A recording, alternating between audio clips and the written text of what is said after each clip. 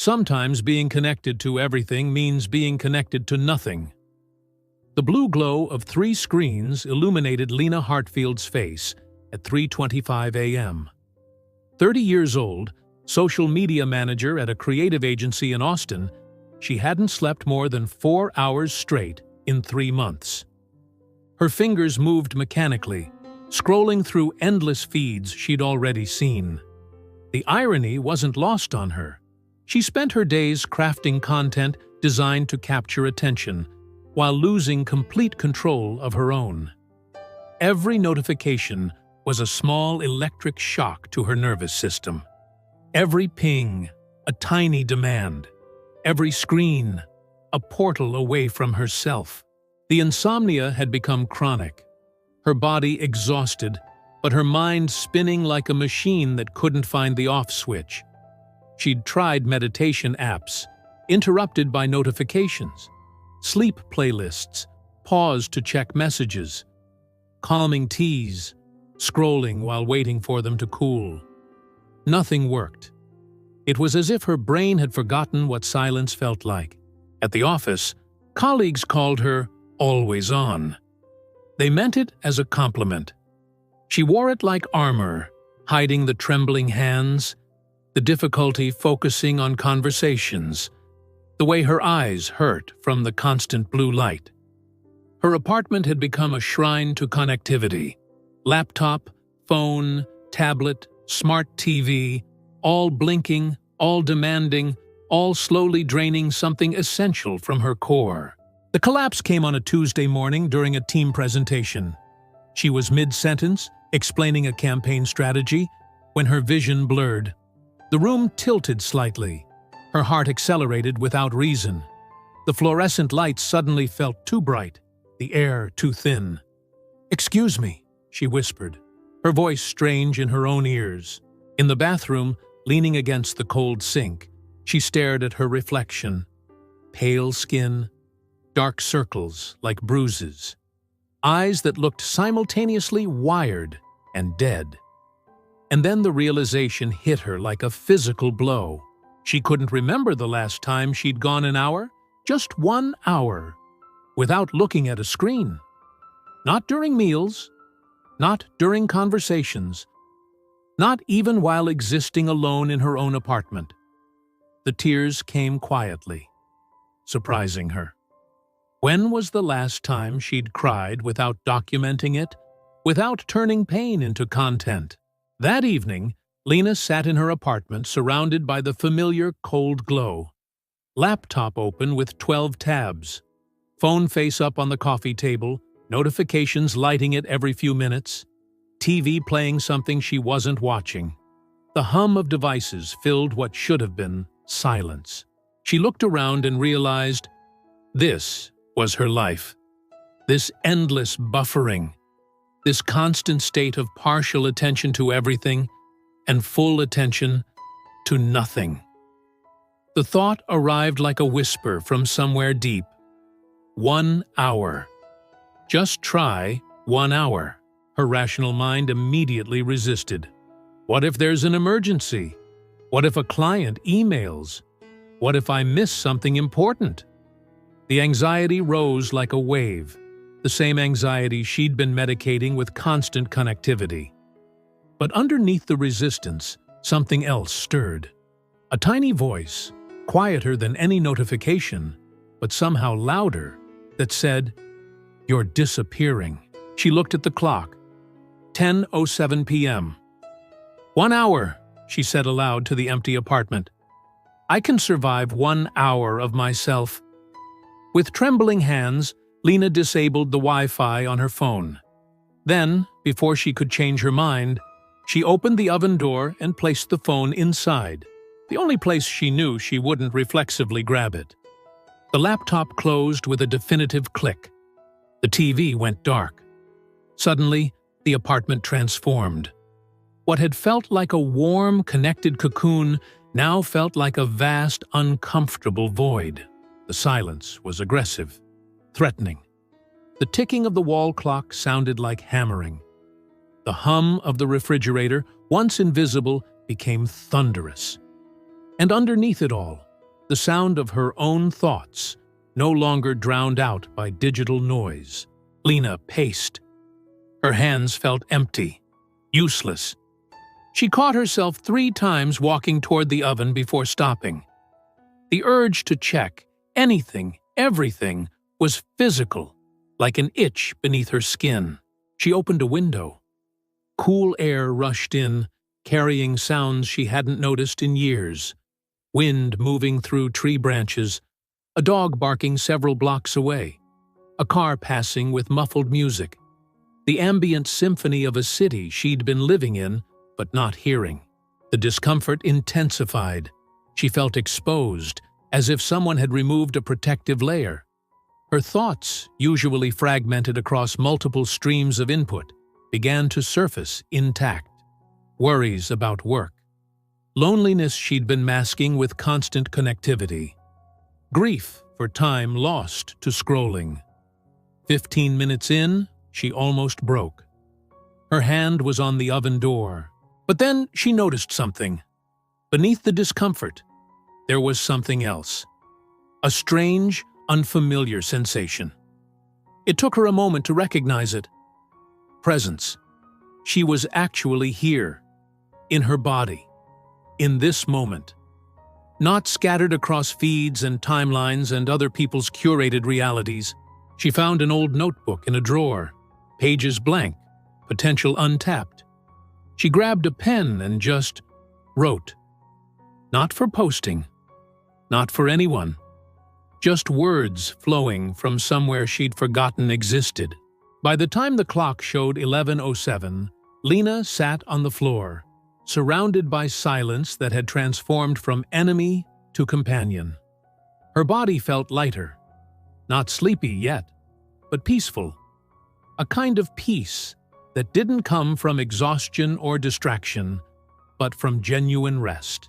She looked at the clock and had a realization.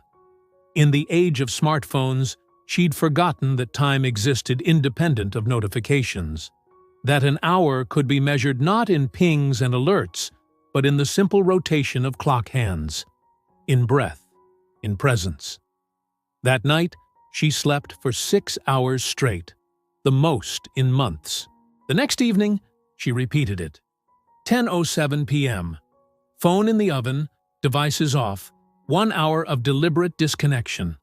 This time, she added a candle, something to focus on that wasn't a screen. She sat watching the flame flicker and realized she was meditating without an app telling her how. By the 3rd night, her body began to anticipate it. Around 10 p.m., she'd feel a subtle shift, like an internal tide beginning to turn. Her shoulders would drop slightly. Her breathing would deepen. It was as if her nervous system had been waiting for permission to rest. The silence became her teacher. Not through words or instructions, but through pure presence. It taught her things no app or article ever could. That her thoughts, when not interrupted, eventually settled like sediment in water. That boredom wasn't something to be immediately fixed, but a doorway to creativity. That the constant need to document and share was robbing her of the experience itself. That she'd been so busy performing her life for others, she'd forgotten to actually live it. Each night, the ritual deepened. Sometimes she'd journal. Sometimes she'd just sit with the candle. Sometimes she'd lie on the floor and stare at the ceiling, letting her mind wander without destination. The practice wasn't about doing anything specific. It was about the radical act of being unavailable. Her co-workers noticed. "You seem different," her colleague Marcus said one day. Calmer. She didn't tell them about the hour. It felt too precious, too private. Like a secret garden she was cultivating in the wreckage of her former life. But the transformation was undeniable. Her hands stopped trembling. Her eyes stopped aching. The constant low-level anxiety, the feeling of always missing something, always behind, began to dissolve. She discovered that the world didn't end when she was unreachable. In fact, it kept spinning just fine without her constant monitoring. 2 weeks into the practice, the real test came. A major campaign launched, and Lena's team was on high alert for real-time engagement. The pressure to be constantly available intensified. Her phone buzzed incessantly. Slack messages piled up. The old pattern called to her like a siren song. She almost broke the ritual. At 10:07 p.m. on launch night, she held her phone, finger hovering over the power button, ready to just check quickly. But something made her pause. She thought about what she'd discovered in those silent hours, the version of herself that existed beneath the performance, beneath the constant response loop. The Lena who could think complete thoughts, feel complete emotions, exist in complete moments. She powered down the phone and placed it in the oven. That night's hour was the hardest. Her mind invented emergencies, catastrophes that would occur if she wasn't monitoring, opportunities she'd miss, people she'd disappoint. The FOMO was almost physical, a tightness in her chest, a restlessness in her limbs, but she stayed with it, lit the candle, opened the notebook, and instead of checking metrics, she wrote honestly about the fear of irrelevance, the fear of missing out, the deeper fear that without the constant connectivity, she might discover she was actually empty. The words came fast, raw. And as she wrote, she realized this was the fear that had been driving her all along. The terror that if she stopped performing, stopped being always on, she'd discover there was nothing underneath. But here, in the silence, she was discovering the opposite. There was everything underneath. Thoughts, feelings, creativity, grief, joy, whole landscapes she'd been racing past in her digital sprint. By the time the hour ended, something had shifted. The fear was still there, but she was bigger than it. The silence had shown her that she could survive her own company, that she could be unproductive, unavailable, unoptimized, and still be whole. The next morning, she checked her phone. The campaign was fine. Nothing had burned down. The emergencies she'd imagined were just that. Imagined. The world had continued without her constant intervention. She began to expand the principle. At work, she instituted a quiet hour. 1 hour daily with notifications off, email closed, just deep focus on actual creation. Her productivity didn't drop. It soared. Not because she was working more, but because she was working with a mind that could actually focus. The quality of her work changed. Ideas came from deeper places. Instead of reactive content chasing trends, she created thoughtful pieces that resonated. Her creative director called it a new level of maturity in her work. But Lena knew it wasn't maturity. It was presence. It was the difference between a mind scattered across 100 tabs and a mind that could dwell in one place long enough to go deep. The transformation rippled outward. Conversations with friends became actual conversations, not performances for story content. Meals became meals, not photo opportunities. Walking to work became a meditation, not a scroll session. She began to notice things. The way morning light hit buildings differently in each season, the old man who fed pigeons in the park every day at noon, the subtle changes in her own mood and energy through the day.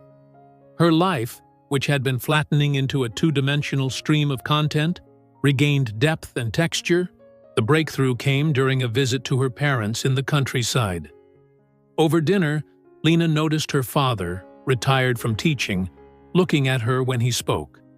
Not at a phone, not at a screen, actually looking, actually present. Such a simple thing. But it hit her like revelation. She tried to remember the last time she'd been fully present with another person. Not performing, not documenting, not thinking about the next post or response.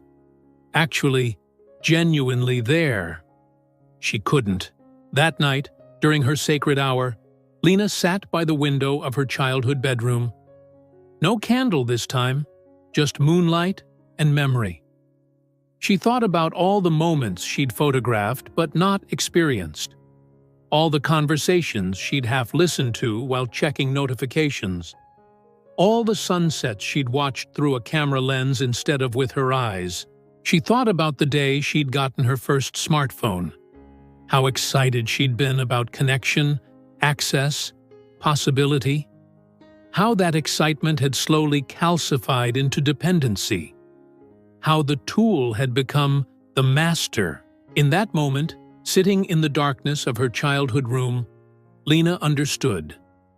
The silence hadn't been teaching her to reject technology.